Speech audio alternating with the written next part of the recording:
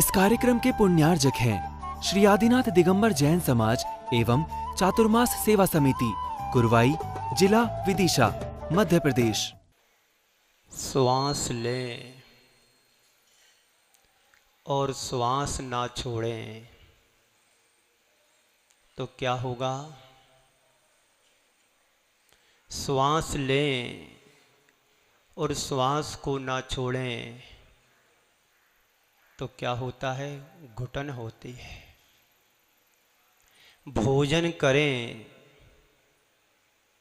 और मल विसर्जन ना करें तो क्या होगा? पीड़ा होगी, तकलीफ होगी, बेचैनी होगी। कल एक सज्जन मेरे पास आए दोपहर में, विधान के बाद कहते हैं पेट को दबा करके, महाराज श्री पत्थर सा पेट हो रहा है, पत्थर सा पेट हो रहा है। दिल पत्थर तो नहीं है, दिल मोम सा पिघलना होना चाहिए।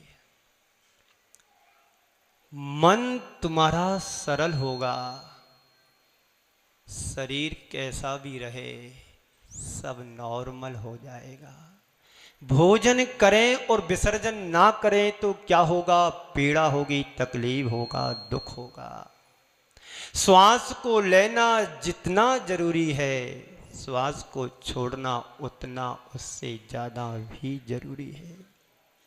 भोजन करना जितना जरूरी है, उससे ज्यादा मल का विसर्जन करना जरूरी है। एक बार भोजन करके रह जाओगे कोई तकलीफ नहीं होगी, और पेट में चक्का जाम हो जाएगा तो जीवन खराब हो जाएगा। ये प्रकृति का नियम है। वृक्ष में फल लगते हैं,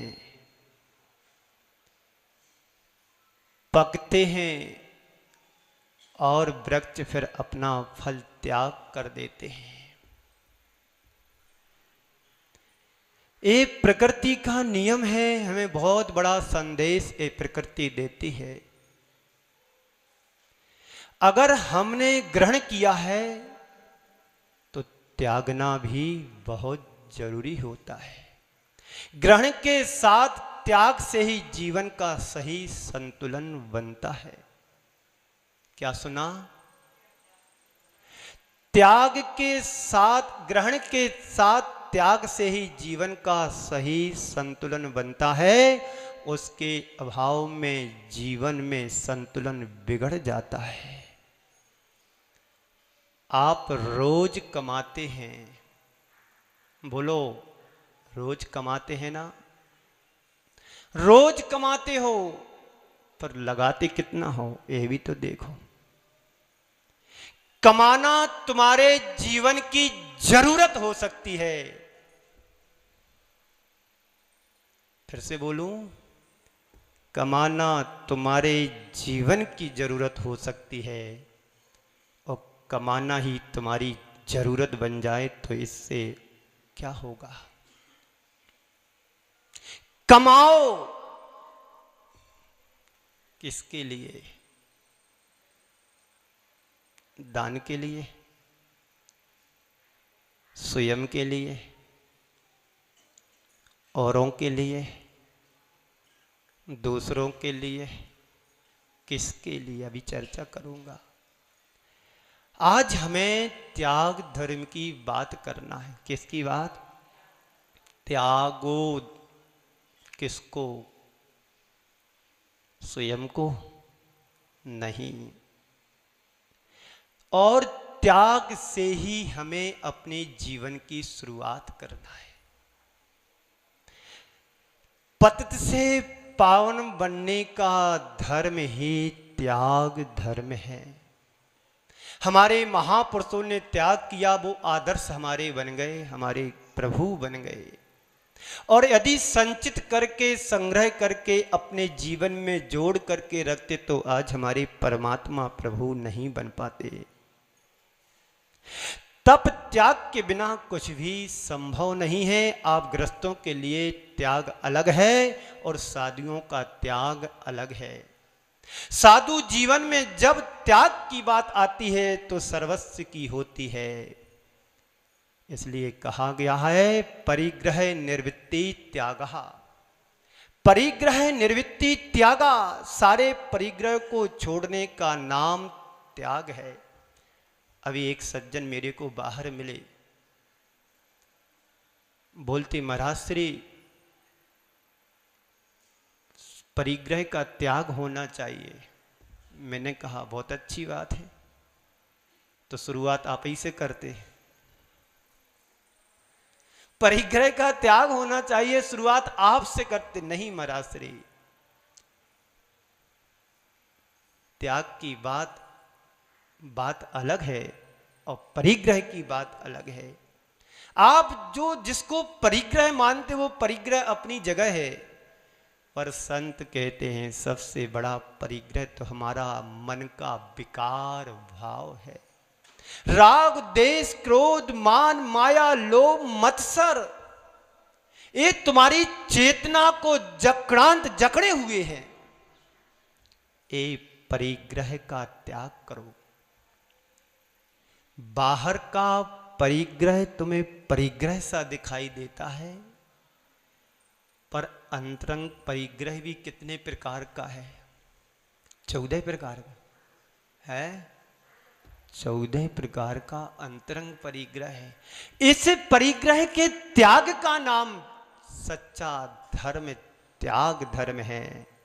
लेकिन आप गृहस्थों के लिए त्यागने की बात आती है तो तुम्हें सर्वस्व के त्याग की बात नहीं की गई है, तुम्हें दान के रूप में कुछ अंश में दान करने की बात की गई है। गृहस्थ पूर्ण संपूर्ण त्याग नहीं कर सकता है, साधु सर्वस्व का त्यागी होता है। तो गृहस्थ को दान देने की प्रेरणा की गई है, दी गई है। तुम दान करो। एक भिखारी तुम्हारे दरवाजे पर भिक्षा मांगने के लिए आता है, तुमसे भिक्षा नहीं मांगता है, तुम्हें शिक्षा देने के लिए आता है कि मैंने किसी पर्याय में किसी भर में दान नहीं दिया था, आज मेरी हालत ये हो रही है दान नहीं देने के कारण। और आप मेरी हालत को देख लो, यदि तुम दान नहीं दोगे, भिक्षा नहीं दोगे, तो तुम्हारी हालत भी यही होने वाली है। गृहस्थ की शोभा दान से होती है, इसलिए आचार्यों ने कहा है गृही दानेन शोभते। गृहस्थ की शोभा दान से होती है और दान देने में ही कल्याण है। गृही दानेन शोभते। और भी आचार्यों ने कहा है दानम दुर्गति नाशनम। दान देने से दुर्गति का नाश होता है। दान देने से अल्प आयु टलती ही अब मृत्यु से बचते हैं। जो एक्सीडेंट होते हैं बड़े बड़े, उनमें व्यक्ति बच जाते हैं, तो क्यों? दान देने से ही। जब यहाँ पर मैंने स्थापना की थी और कुछ स्थापना के कुछ दिन बाद एक यहाँ पर श्राविका आई, आहार भी दिया। और आहार देने के बाद कहती है महाराज श्री आप सबके मंगल आशीर्वाद से मैं बाल बाल बच गई हूं। मैं अपने बेटे के साथ किसी काम से ग्वालियर जा रही थी। डबरा के ग्वालियर के आसपास मेरी कार का इतना बुरी तरह से एक्सीडेंट हुआ कि हम लोगों को कहीं खरोच भी नहीं आई। किसका फल है?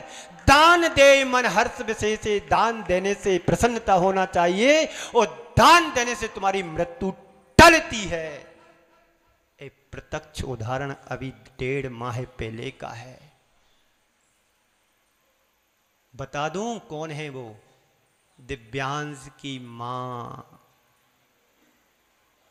मंडी बामोरा वाली। शायद आप लोगों को पता नहीं हो, उनका एक्सीडेंट भी हुआ है। एक किसका फल है? मन में सोचते रहना कि मैं मामा से पूछूंगा, मां से पूछूंगा, पिता से पूछूंगा, दादा से पूछूंगा। दान देने का जब तुम्हारे जीवन में अवसर आए, तत्क्षण क्षण देने को तैयार हो जाओ। पूछने की जरूरत नहीं, देने की जरूरत है। दान देने के लिए हमेशा हाथ खुले रहना चाहिए। दान देने के बाद तुम किसी ऊपर एहसानदारी नहीं करते हैं, ये अपना पुण्य जगाने का काम करते हो। तो साधु संत सर्वस्व के त्यागी होते हैं। तो ग्रस्त लोग जो कमाते हैं उसमें से कुछ अंश देने का अधिकार होता है। हमारे शास्त्रों में लिखा गया है कि 50% का दान देना चाहिए।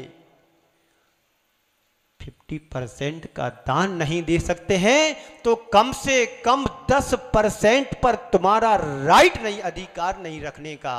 वो तो परमात्मा का ही है, परमेश्वर का ही है। 10% जो हम दिन भर में कमाते, महीने में कमाते, जो साल भर में आय इकट्ठी होती है, उसमें से कम 10% दो। यदि आपको 70,000 तनख्वाहें मिलती है तो 10% कितना हुआ? 70,000 का 7,000 रुपये बना है। तो प्रति महीने 7,000 रुपये तुम गुल्लक में डालो। तुम्हारे बाप का नहीं है, तुम्हारे घर का नहीं है। अरे महाराज मैं गरीब हो जाऊंगा, डाल दूंगा तो घर की कल की रोटी, दूध का पानी, बिजली का बिल, पानी का बिल कौन भरेगा? ध्यान रखना, निर्माल्य का खाओगे तो यहीं भोगना पड़ेगा।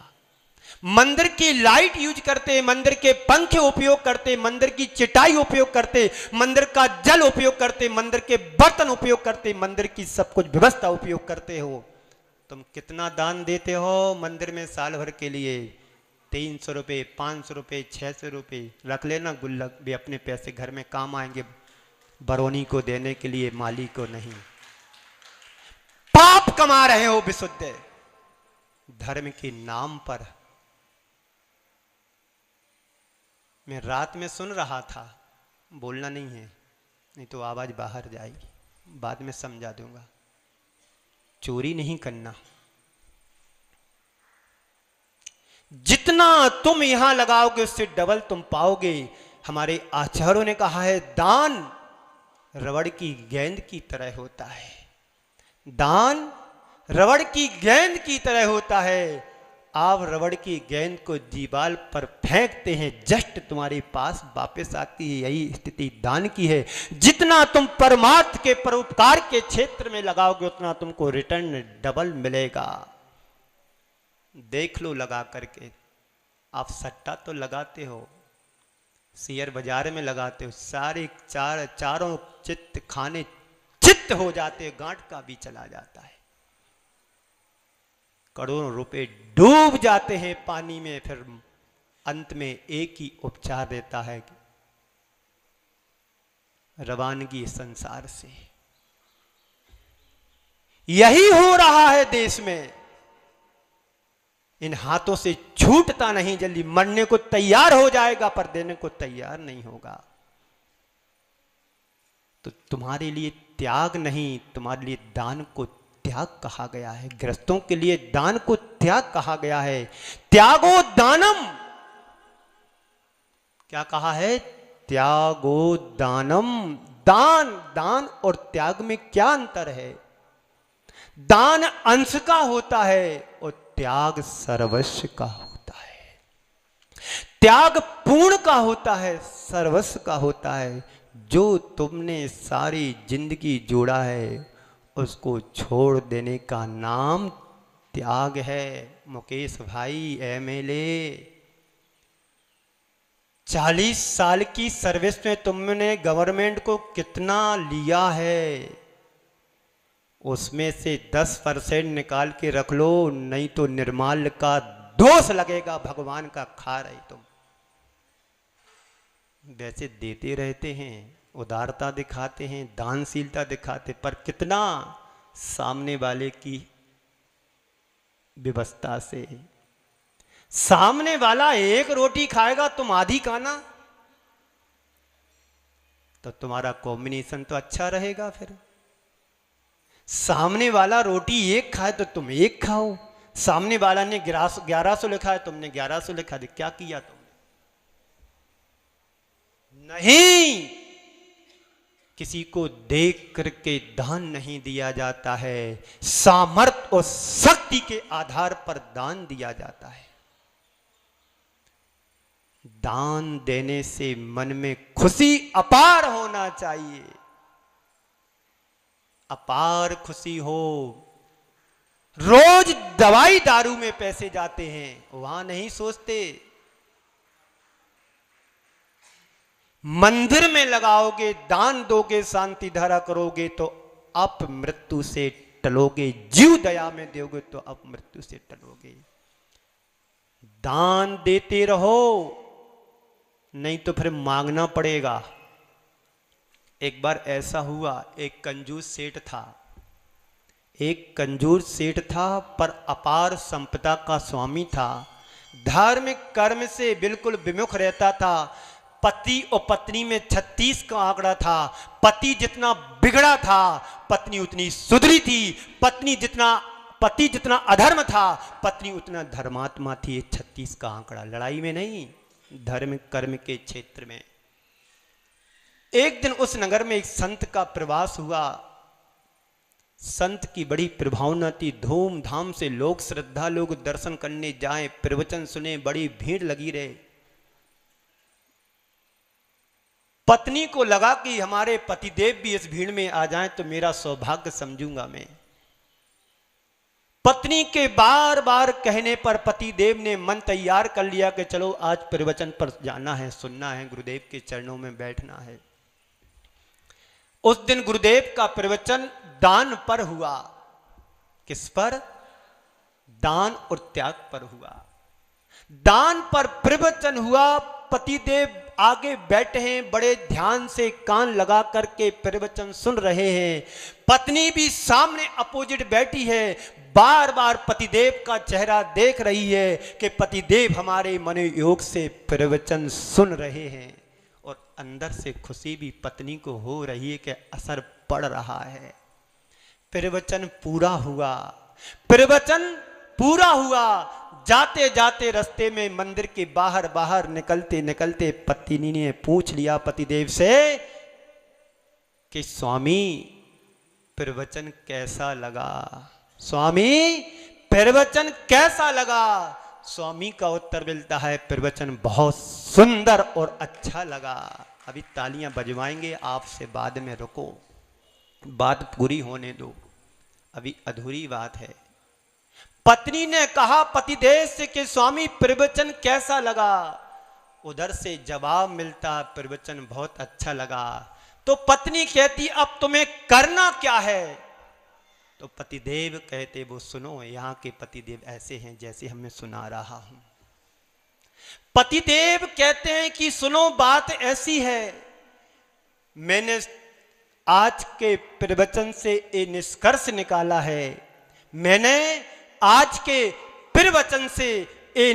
निकाला है, कि कल से मैं लोगों को पुण्य कमाने का अवसर दूंगा और घर घर दान मांगने के लिए जाऊंगा। अब बजाओ तालियां, समझ में जल्दी बात नहीं आएगी। पत्नी ने सोचा कि पतिदेव के ऊपर दान का बड़ा असर प्रभाव पड़ा है, क्योंकि पतिदेव दान करेंगे, पर ये तो उल्टा हो गया। दान करने की जगह लोगों से दान मांगने के लिए, लोगों को पुण्य कमाने का अवसर देने के लिए जा रहे हैं। ऐसे लोगों के लिए क्या कहा जाए? जिंदगी भर जोड़ते हैं, एक दिन अंतिम सांस के समय सब छोड़ करके चले जाते हैं। इनकी दशा यही होगी।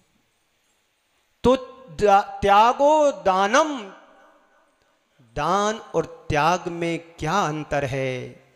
संत कहते हैं दान और त्याग में यही अंतर है, दान कुछ अंश का दिया जाता है, त्याग सर्वस्व का होता है। किसी ने प्रश्न पूछा, नदी का पानी मीठा क्यों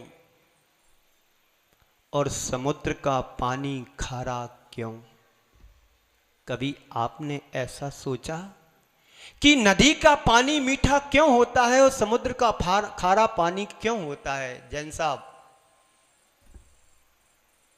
एमएलए साहब, कभी सोचा?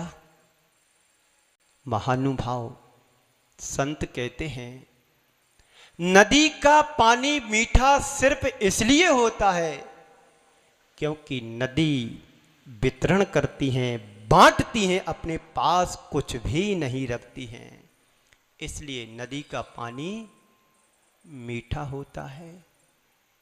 ठीक है, समुद्र का पानी खारा क्यों होता है? क्योंकि समुद्र संग्रह करके अपने पास रखता है, इसलिए खारा पानी होता है। जहां पर वितरण है वहां पर मिठास है, और जहां पर संग्रह है वहां पर खारापन है।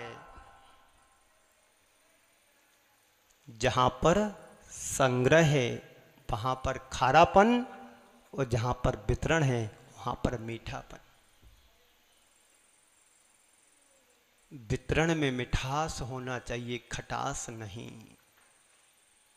इसलिए दान दे मन हर्ष विशेषे, दान से त्याग ऊंचा होता है, दान से त्याग ऊंचा होता है।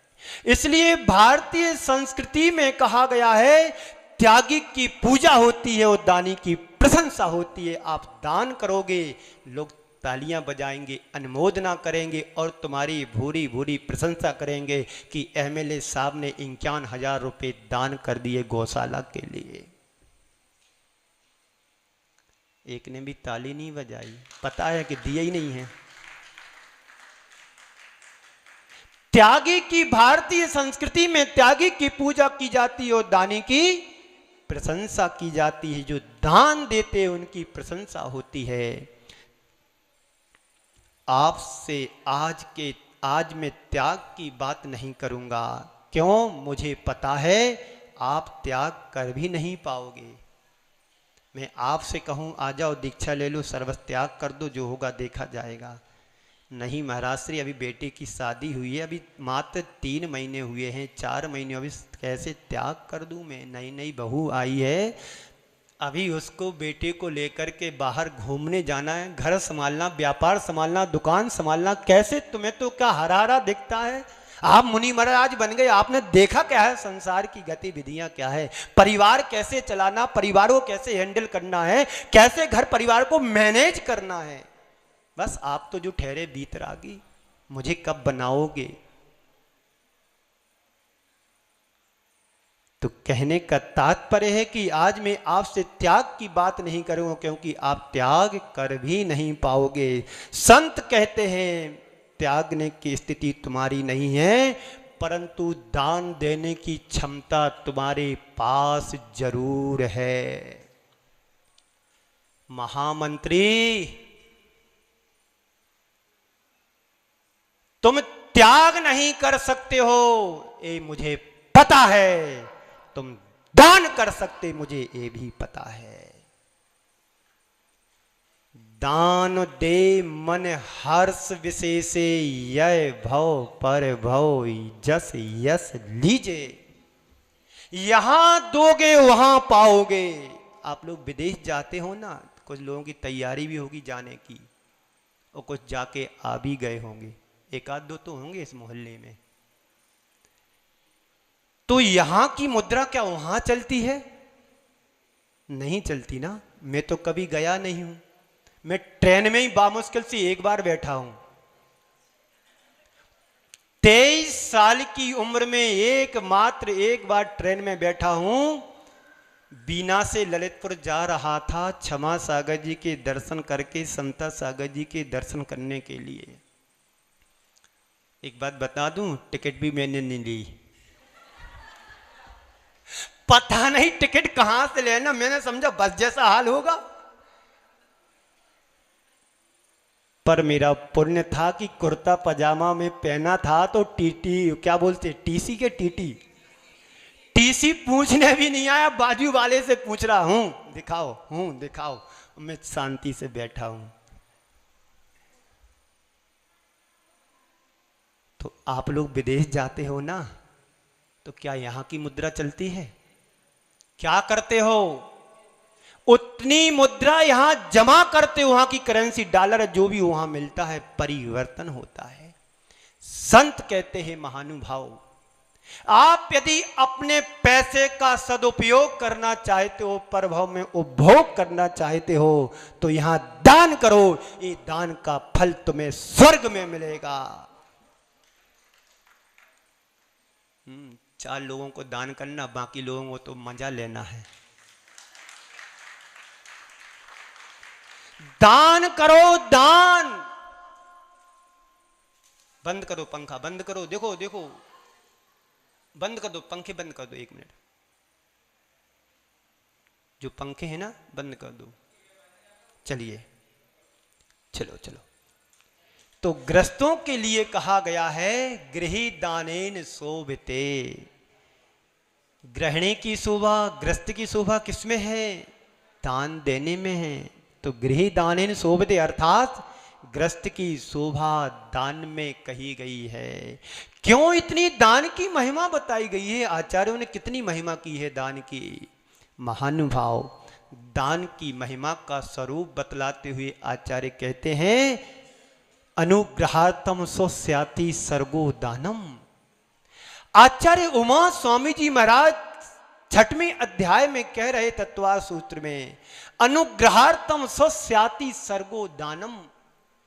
100 पर के अनुग्रह के लिए दिया गया दान, अतिसर्ग यानी उसका त्याग करने का नाम दान है।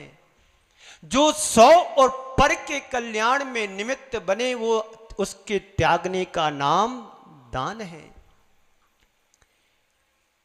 संत कहते हैं पर का तो कल्याण दिखाई देता है हमारे दान से, सामने वाले की जरूरतों की पूर्ति हो जाती, सामने वाले के बिगड़े काम बन जाते, सामने वाले के वो अनेक काम सुधर जाते हैं तुम्हारे दान के देने से, परोपकार के कार्य करने से। पर 100 का कल्याण कैसे होगा? 100 का मतलब क्या हुआ? हम दान देंगे, सामने वाले का भला होगा, हमारा तो खाली हो गया घर। नहीं, 100 और पर के कल्याण का भाव निहित है। अनुग्रह क्या है?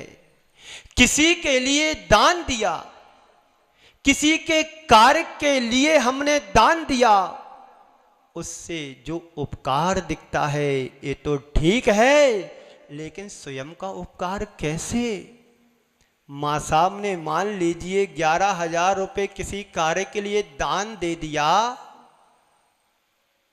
तो उनका उपकार इसमें कैसे है? परोपकार से बड़ा सोपकार बड़ा होता है। परोपकार से बड़ा सोपकार बड़ा होता है। कैसे? आप जो धन कमाते हो, कैसे कमाते हो? बोलो, आप जो धन कमाते हो कैसे कमाते हो? महानुभाव आचार्य कहते हैं सटकाए की जीवों की प्रार्थना इसमें होती है। आरंभ सारंभ होता है, झूठ बोलना पड़ता है, रात दिन चलना पड़ता है, इसमें सटकाए की जीवों की हिंसा होती है, प्रार्थना होती है। धन के संचय उपार्जन में किसी न किसी रूप में पाप जुड़ता है तुम्हारे जीवन से। बोलो, होता है ना होता है? ऐसा होता है। आचार्यों ने कहा है, आचार्यों की वाणी है। तो धनोपार्जन में पाप होता है, तो उस पाप को साफ कैसे करें महानुभाव? कपड़े तुम्हारे गंदे हो जाते हैं तो पानी से साफ कर लेते हो, और कपड़ों में चिकनाहट चिकनाई लग जाती है तो मात्र पानी से काम नहीं चलता है, फिर साबुन सोडा भी चाहिए। और उन्हीं कपड़ों में अगर तुम्हारा ग्रीस मोबाइल डामर लग जाता है तो पानी सर्फ सोडा से काम नहीं चलता है। अब केरोसिन, अब पेट्रोल की व्यवस्था करना पड़ेगी। ये तो बाहर की व्यवस्था है साफ करने की। और आत्मा यदि कलंकित हो रही है, कर्म से मलिन हो रही है, तो क्या तुम साफ करने के लिए साबुन, सोडा, पेट्रोल, डीजल क्या लगाओगे उधर? बताओ, है कोई व्यवस्था ऐसी? है, गुरुओं के पास है, जो तुम्हें प्रेरित करते रहते, उत्प्रेरित करते रहते, तुम्हें प्रेरणा देते रहते हैं। 3 शब्द हैं, प्रेरित, उत्प्रेरित और प्रेरणा, जो गुरुओं से मिलती है। यदि यहाँ पर चातुर्मास में हम नहीं होते तो तुम लोग तो 10 लक्षण की पूजन करके, विसर्जन करके, स्वाहा करके बस एकासन चल रहा होता, नाश्ता चल रहा होता, बन रहा होता। उस आरंभ सारंभ में पाप होता कि नहीं होता? बोलो, होता है। उस पाप को साफ करने के लिए हमें दान देने को कहा है। फिर धन के प्रति आसक्ति और अभिमान बढ़ता है, तो धन का, उस धन का कुछ अंश में परमार्थ के क्षेत्र में लगाने से पाप का प्रक्षालन होता है। फिर धन के प्रति हमारी आसक्ति और अभिमान बढ़ता है। और जब दान करते हैं तो क्या होता है? दान करते हैं तो क्या होता है? आसक्ति मिटती है, अभिमान छूटता है दान देने से। दान देने से आसक्ति घटती है और अभिमान छूटता है, अहंकार कम होता है, धन के प्रति आसक्ति कम होती है। जैसे तन पर मैल जम जाता है तो आप क्या करते हो? स्नान कर लेते हो। पसीना आता है, क्या कर लेते हो? चेहरा धुल लेते हैं। इतने में संतोष नहीं हुआ तो जाकर के बाथरूम में क्या करते हो? सावर, साइवर क्या बोलते हैं? सावर अपन गांव खेड़े के हैं। आज की पब्लिक, आज की आज की जनरेशन सावर उसके सामने खड़े हो जाते हैं। पसीना आता है, स्नान कर लेते हो, और मन मलिन होता है तो क्या करते हो? दान करो।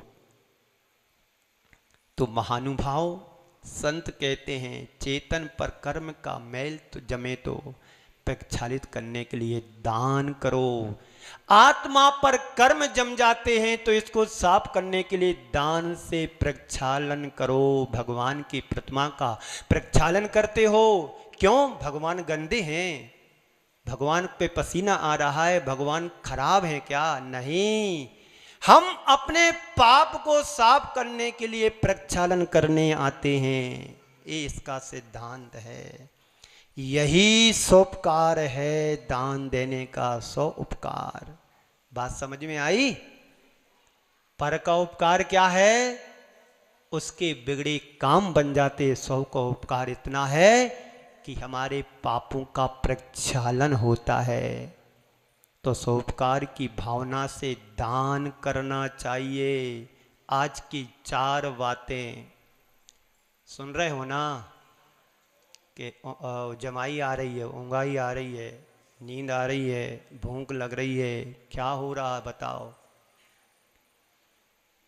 सुनो, बात अच्छी है, काम की बात है।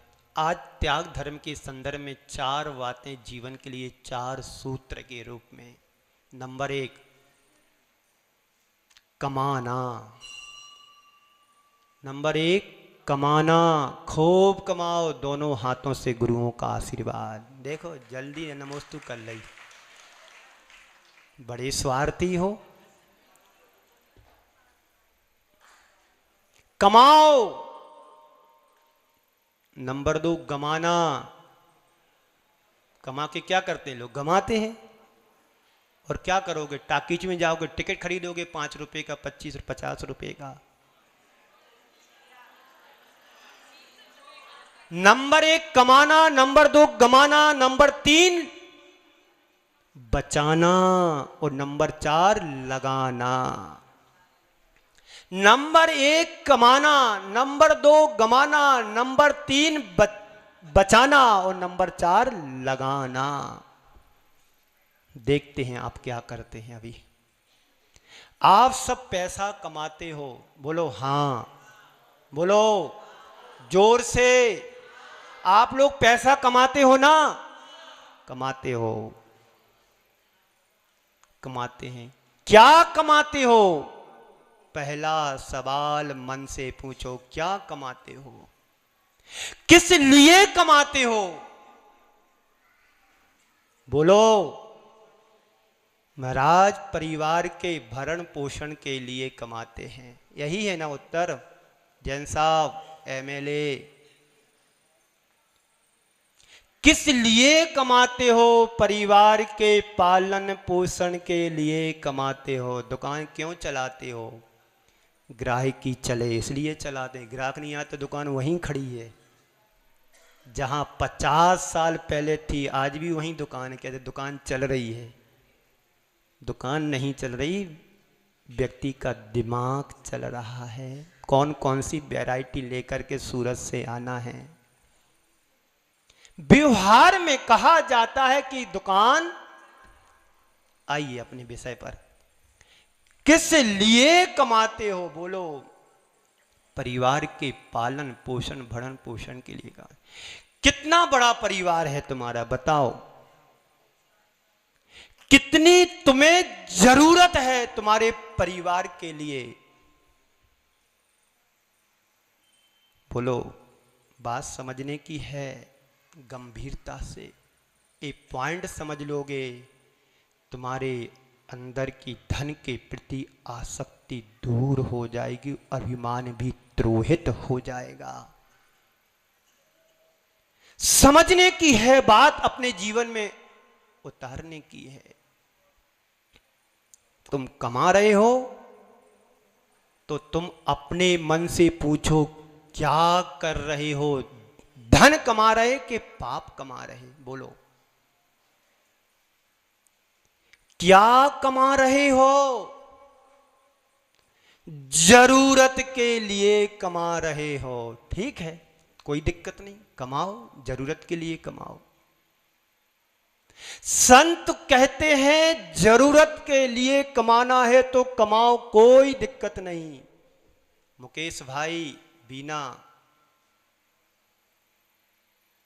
लेकिन ये तो देखो तुम्हारे जीवन की जरूरतें कितनी हैं। जरूरत के लिए कमा रहे हो तो, पर ये भी तो देखो जीवन में जरूरतें कितनी हैं। जरा ये तो देखो, तुम जरूरत के लिए कमा रहे हो या कमाना ही तुम्हारी जरूरत बन गई? क्या सुना? तुम जरूरत के लिए कमा रहे हो कि कमाना ही तुम्हारी जरूरत बन गई है ना सवाल?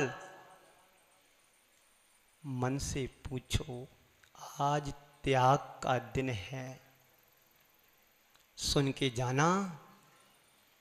अच्छा लगे तो कुछ अंश में ले जाना, वरना माइक की तरह रहना। यहां से बोला, खाली माइक के पास कुछ नहीं रहता है। कहां रहता है? काला कौआ है ना जी,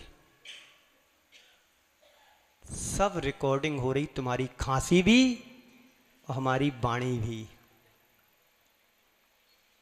तो जरूरत के लिए कमा रहे हो या कमाना ही तुम्हारी जरूरत बन गई है? समझ गए क्या आप?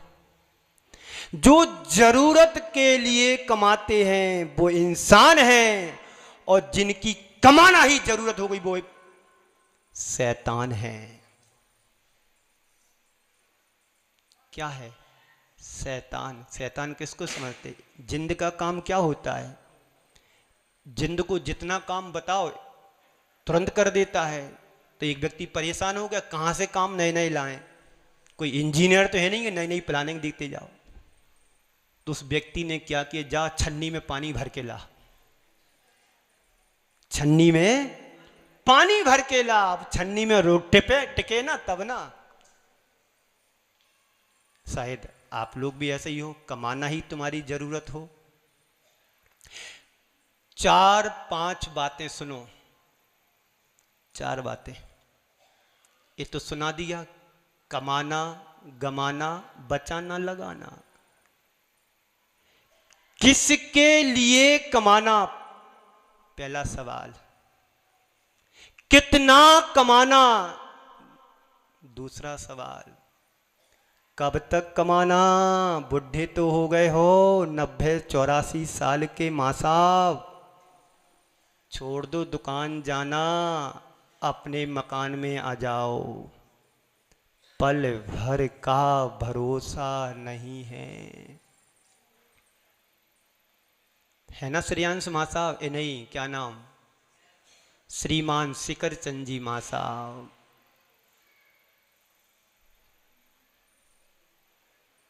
किसके लिए कमाना? कितना कमाना है सीमा तुम्हारी? उन महानुभाव को याद करो जो संतोष पूर्वक जीवन जिए। कौन थे वो? पंडित दौलत राम जी या कोई और हो सकते हैं, नाम मुझे एकदम कन्फर्म नहीं आ रहा है। उनका नियम था कि आज मुझे 100 टोपी बेचना है, उसके बाद एक भी टोपी नहीं बेचूंगा। एक दिन की बात है कि कोई ग्राहक सुबह से आया, एक साथ 100 टोपी लेकर के चले गए, और दूसरा ग्राहक आने वाला मतलब आ रहा था, ये दुकान बंद करके रास्ते से घर जा रहे थे मंदिर के लिए। दूसरे दुकान वाले ने पूछा कि पंडित जी साहब तुम कहाँ जा रहे हो? पंडित जी साहब कहते हमारा तो काम हो गया। क्या काम हो गया? मेरे लिए तो टोपी चाहिए। बोले आज नहीं मिलेंगी, कल मिलेंगी। बोले क्यों? मेरा काम हो गया। तुम्हारा काम कब होगा? इस संतोष व्रत तुम्हारे हृदय में उतरना चाहिए।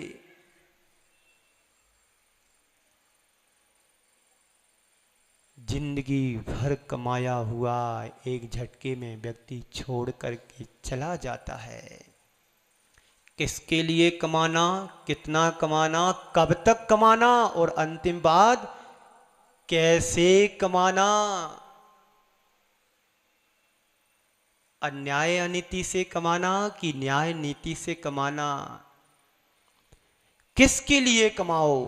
धन चाहिए है, तुम्हारे जीवन की निर्वाह का साधन है। बिना पैसे कमाए तुम्हारी जीवन की जरूरतों की पूर्ति नहीं हो सकती है। ये बात सच है। तुम्हारी जीवन की गाड़ी नहीं चल सकती है, मैं इससे सहमत हूं। हमारी तो चल जाएगी बिना पैसे। तुम दान नहीं दोगे मुझे कोई दिक्कत नहीं, झोला उठा दूसरे गांव में डमरू बजाना शुरू कर दूंगा, वहां 10-20 लोग जुड़ जाएंगे। मेरी गाड़ी तो बिना धन से चल जाएगी, पर तुम्हारी नहीं चलेगी, क्योंकि आप लोग ग्रस्त हो। धन का तुम्हारे जीवन में महत्वपूर्ण स्थान है, ठीक वही स्थान जो नाव को चलाने में जल का स्थान होता है, पानी का स्थान होता है। नीचे पानी नाव के रहेगा तो नाव सुरक्षित अपने पार करा देगी, और नाव में पानी आ जाएगा तो ये समझ से परे वाली बात है। सुन रहे हो ना आप लोग? अच्छे से बैठो, अभी 15-20 मिनट और लगेंगे।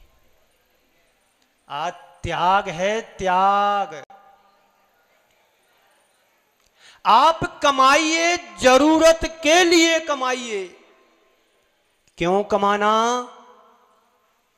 जीवन के निर्वाह के लिए कमाना। तुम्हारे लिए सूत्र दिए जा रहे हैं, बातें मत करो। क्यों कमाना? जरूरत के लिए कमाना, जीवन के निर्वाह के लिए कमाना, जीवन के गुजारे के लिए कमाना। जीवन के गुजारने के लिए कमाना समझ में आता है, लेकिन कमाने में ही जीवन गुजर जाता है, समझ से परे बात है। रोटी बनाते बनाते जिंदगी निकल गई। यौवन बीते आया बुढ़ापा, डगमग डोले काया। यौवन बीता, आया बुढ़ापा, डगमग डोले काया, कमाने में काया बूढ़ी हो गई, पर तृष्णा जवान है। क्या है? तृष्णा जवान है। तो जीवन के गुजारे के लिए कमाओ, पर गुजारने में ही जीवन मत गमाओ। किसी ने कहा है, साईं इतना दीजिए जामे कुटुंब समाए, साईं इतना दीजिए जामे कुटुंब समाए, ठेकेदार की बात समझ में आ गई। इस कार्यक्रम के पुण्यार्जक थे श्री आदिनाथ दिगंबर जैन समाज एवं चातुर्मास सेवा समिति, कुरवाई, जिला विदिशा, मध्य प्रदेश।